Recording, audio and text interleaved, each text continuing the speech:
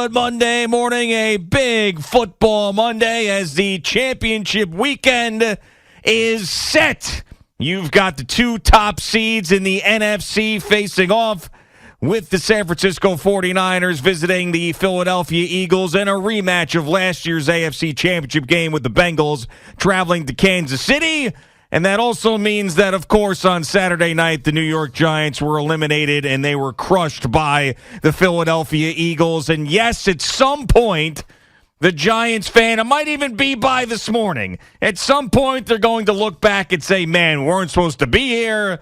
You won a playoff game. You really set the foundation for a good future. But, man, Saturday night when that game was unfolding and probably the next morning you felt like crap. I don't care if you were underdog. I don't care if you weren't supposed to be there. Getting beat like that by a rival on a national stage is no fun.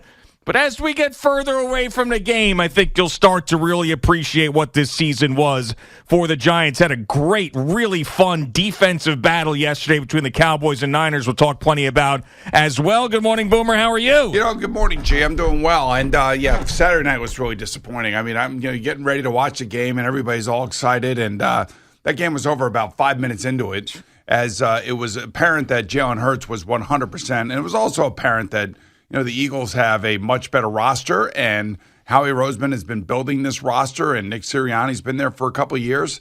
And that's where Joe Shane and Brian Daboll find themselves now. They had a little bit of success. They outkicked their coverage, if you will. They got some breaks along the way. They may have found their long-term solution at quarterback. They have a lot of contracts to decide whether or not they're going to pick guys back up or they're going to let guys walk. There'll be compensatory picks if they let some players walk. But, at the end of the day, they are still in a cash-strapped situation. The salary cap should go up to about $225 million. That's what most people are estimating for 2023 to be up to. So that will give them some room to sign Daniel Jones to a contract. And I still believe that they are close to getting him done, in a reasonable way. And I think that reasonable way is going to be somewhere between, 4 years and somewhere between probably 130 and 150 million. Somewhere around there, because you got to start with the franchise tag, which is over $32 million right now. So, for the Giant fan, there's hope is alive now. Hope is that you have a coach that you believe in and that you like, and that he got the most out of this team. He kind of fixed your quarterback and got him right and made him more of a positive than he was a net negative. And the other thing too is that there's just a general, I think, feeling of positivity around I want to say, and you can't look at Saturday night and then say the same thing, but I think it's prior to Saturday night. There is a level of competitiveness that we haven't seen here for about 4 or 5 years now. Yeah, going into this season, what you wanted to know was, do you have a coach and what's your quarterback situation going to be? And you got those answered. Now, I think it took a longer time to get the quarterback question answered, but I believe it has been answered. And I was one of the biggest Daniel Jones detractors there were, but I don't believe at this point you can let him go elsewhere despite the performance on Saturday night. I thought you can't completely toss it out. He had no chance. But, the way he played for a majority of the year, he earned that contract. And, of course, the head coach, who should be the coach of the year, you were able to get that and feel good about that. And I think you also feel good about your general manager. So, yes, there's big decisions to be made. And one of them that we're going to talk about just probably as much as the Jets quarterback situation and who they end up with is if they're going to be able to also keep Saquon Barkley on this team. And I think that's going to be the toughest decision for Joe Shane and Brian Daboll and everybody over at the Giants, because the situation that they're in, I know they're going to have more cap space after things shake out, but are you really going to pay a running back when you have to pay your quarterback? And there's other free agents that you want to retain. Leonard Williams has an out. Darius Slayton is an unrestricted free agent. You go through a lot of, Nick Gage, John Feliciano. Those are two starting linemen that are free agents. Jihad Ward, who was a big part of this team, is a free agent. Julian Love, O'Shane Jimenez. You go on and on and on about guys that you want to keep on this team. And is Saquon Barkley going to be one of those guys? Yeah, well, that's a good question for me. I do know that they did offer him a contract right around the bye week, and I guess he turned it down. So I can't imagine that since the bye week to now, the Giants are going to change their stance on what they were offering him. Sure. he's looking for more money, then unfortunately, you're going to have to let him walk. I don't know in this day and age. You see Zeke Elliott last night. It's just not the same player that he was 5 years ago. Yeah, and he's one of those examples of someone who got way too much money as a running back and it didn't work out. I mean, and Tony Pollard, unfortunately, with the broken leg last night. But I mean, this was a guy who wasn't making any money and was out snapping and out producing Ezekiel Elliott for a significant amount of time. And there's example after example of that in the NFL. Just don't, when you pay your quarterback, all of a sudden it's going to have a ripple effect. And that ripple effect most often is a negative ripple effect that somebody is going to get, moved, traded, not re-signed. And you may be unhappy about that, but that's kind of the way it goes in the NFL. And that's why I was saying yesterday in the NFL today, after the Bills and Bengals game was over, that, as long as Josh Allen and Joe Burrow and Justin Herbert and Trevor Lawrence and those guys stay with their respective franchises, they're always going to have a chance because that's how good they all are. But when you pay the big money, like Patrick Mahomes got, like Josh Allen got, what do you start seeing? You start seeing guys ending up leaving and going to elsewhere for greener pastures, meaning money. And it unfortunately comes back onto that quarterback that, he's got to be above everybody else and he's got to bring everybody else's level of play up. Like, why do you think Aaron Rodgers lost Devontae Adams? Why do you think, Patrick Mahomes lost Tyreek Hill? Well, yeah, and I'll give you another example. Why do you think that the only Super Bowl that Patrick Mahomes has so far is before he got paid? Aaron Rodgers, the only Super Bowl he has is before he got paid. Russell Wilson, the only Super Bowl he has is before he got paid. Joe Flacco, the Super Bowl he won was before he got paid. So there's many. Goes on and on and on. So, and that's what Howie Roseman is doing with the Philadelphia Eagles, going all in when he's got a quarterback that's making basically no money, and then he's filling the roster with superstars around him because he already did that back in 2017 and it worked. So you're going to see a couple of things this offseason. Herbert, Tagovailoa, and Joe Burrow all are going to get contract extensions. Yeah. That means, like in Cincinnati, there's potential that a guy like T. Higgins could be available via trade, because he's a second-round draft choice. He's in the third year of a 4-year contract, and he ain't playing for what they're paying next year. Think A.J. Brown, think Tyreek Hill, think Devontae Adams. He is like now in that situation where he could be a number one receiver if a team can trade for him and then give him the contract extension that he wants. But which team can do that and which team can afford that? He's going to be one of the higher-paid players on your team if that, in fact, happens. Can you add him and still pay Daniel Jones and still pay Saquon Barkley? The answer to that is no, you can't. Yeah, I mean, and I also think that what they were able to do with lesser talent offensively is going to want everybody to see them who's a Giants fan go out and get more talent at that position, because that's going to be the rallying cry. Look what Daniel Jones was able to do with nobody out there. If you give him bigger weapons, better weapons, pass-catching tight end, big wide receiver, what could this offense be with Brian Daboll? And right there is the biggest question that you just posed is, can you add that guy when you've got all these other issues and guys that you have to sign? And I do think that's where, for me personally, if I had to make a decision between re-signing Saquon Barkley or using that money to go get a bigger weapon at wide receiver, I'm going out and getting that wide receiver 10 times out of 10. Especially with the way that the NFL, you see these wide receivers, the top-end wide receivers, change the game more than anybody else, other than the quarterback, that is. The other thing, too, is, I want my quarterback to run less. I don't want him running more.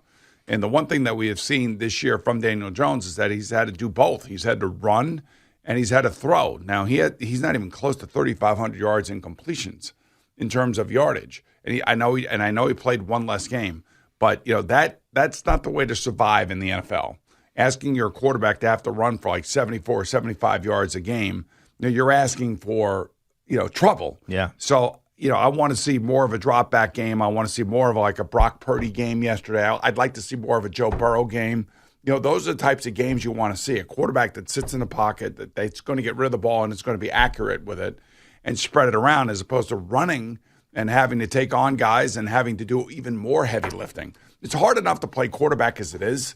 when they're calling for you to run the ball 10 times a game or 15 times a game on top of making, say, 35 passing decisions, that's putting a lot on that quarterback's shoulders. So I think it was apparent on Saturday night that with Daniel Jones needs help. Evan Neal had a tough game. Not a great pass blocker right now. He'll be better next year. This is usually the, kind of what happens with these young kids. Well, same with Andrew Thomas. Remember, yes. Early portion of his career, people were all over him. So he'll be better next year. But, again, and then you take a look at guys like Lane Johnson, who's playing hurt, and how he engulfed Kayvon Thibodeau on passing plays. Yeah. I was just with a groin injury. There was just not a sniff from the rookie. Now, the rookie had 8 tackles. I think it was 4 tackles by himself and then had 4 assists. But, he was not a non-factor in passing, and this is why he was drafted. He's supposed to impact the passing game. Sure. And unfortunately, for him, he had to go up against one of the best right tackles in all of the NFL, and he kind of engulfed him. Yeah, and I think that the big things that are going to be the holes that need to be filled for the Giants is they have to get better at linebacker, and they have to get more offensive weapons for Daniel Jones. That is those 2 big holes, because clearly that's what held them back. And I do like the fact that, when the secondary was healthy, they did look better other than Saturday night. And I do think that the defensive line, as currently constructed, is one that's formidable. However, I don't know if Leonard Williams is going to be around because he's got that out in his contract. He probably could get paid more elsewhere.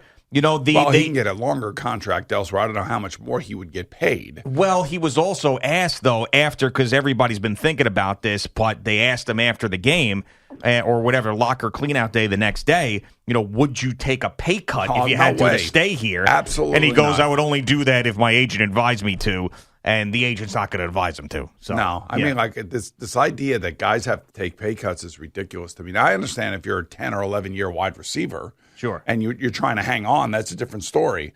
Like if they went to Kenny Golladay, you want to stay here, we ain't paying you what you were we're supposed to pay you next year. Maybe we'll give you another shot here, although that's not going to happen.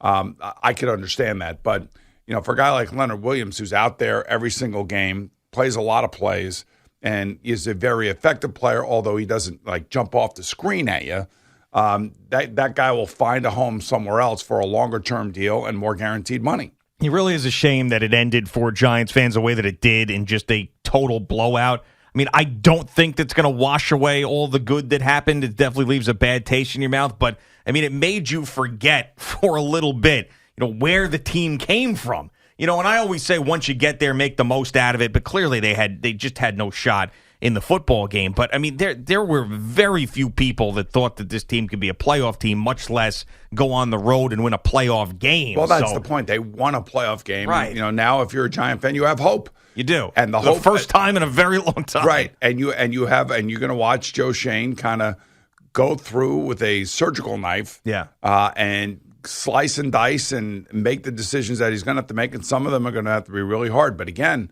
I always go back to, as a general manager, what do I say? You have to be ruthless. You have to be. And, and the good thing is he's only been here for a year, less than a year, actually. Yeah. And, he doesn't have these relationships with these people. That's the beauty of coming from outside. And, of course, you got to sit down with John Mara. And, John Mara may really want Saquon to stay here and may bite the bullet and give him some more money. But at the end of the day, does it really, truly make sense to pay a running back when you have to pay your quarterback? To me, it does not. Right. And I really don't think that that's the route that they want to go. But John Mara can't be meddling that much, though, can he? I mean, I understand that he said he's a part of it. But, I mean, if Joe Shane's like, listen, we can't pay the running back, I mean, it just doesn't make any sense. We could have as much production, maybe not as much production, but we could get production elsewhere if we spend money in different places. And John Mara's like, I want to keep Saquon a Giant for the rest of his career. I'd be like, why did I take this job? There are 32 owners, and every single one of their owners, of these owners, and also some of their family members, have an ability to make decisions that impact what's going on the field. I'm just telling you that. A lot of teams do, and rightfully so. If I were an owner, I would want say so. I'd want them to come to me and say, this is what we're doing, and I want to be a part of the plan, and I want to understand what your vision is. And that's one of the reasons why you hire guys. So you hire Joe Shane to now rebuild this team. He got a late start last year, had to clean up a mess, had to let go of some guys like Bradbury that he did not want to let go. Bradbury can say whatever he wants. Oh, they didn't want me. I mean, hey, it's not about that. They wanted you. It's about the money that you were making, and they had to make hard decisions. So he has already shown that he will make hard decisions because he did last year. Now he's going to have to do it again. And I think even harder because he does know these guys now, and they did have success. And I think that it was a lot easier when he came in and knew nothing about the team to be able to make those tough decisions. I mean, now that this team is going to be special to them for a long time because they overachieved and it was their first year there, and they had a lot of great moments. It's going to be tougher to be ruthless. I still think he will be, but it's more difficult the second year. Let's be realistic about this. You take the Giants and then you put them in the same boat as San Francisco, Dallas, and Philadelphia. Are they even remotely in that boat with those teams? Not right now, no. No, they're not. Yeah. Let's be honest, they're not. And it's okay. I mean, but the fact that they won a playoff game is amazing. And it's unfortunate, like you said, the way that it ended. But now it's up to Joe Shane to be realistic and look at what we have here, what we're dealing with in our own division. And by the way, Washington ain't bad either. Washington's no slouch defensively. They're pretty good defensively. They got their quarterback issues and their offensive issues. But I would say in your own division, you're the third best team, if not tied with the fourth best team. You know what I'm saying? Yeah. I mean, so you have two teams that are significantly better than you and do have some really, really great players that are playing for them that you don't have. I mean, and you're going to have to figure out how you catch up to those guys. All right, Boomer and Gio just getting started on this Football Monday. Jerry Recco joins us to give us all the sounds from the weekend in the NFL.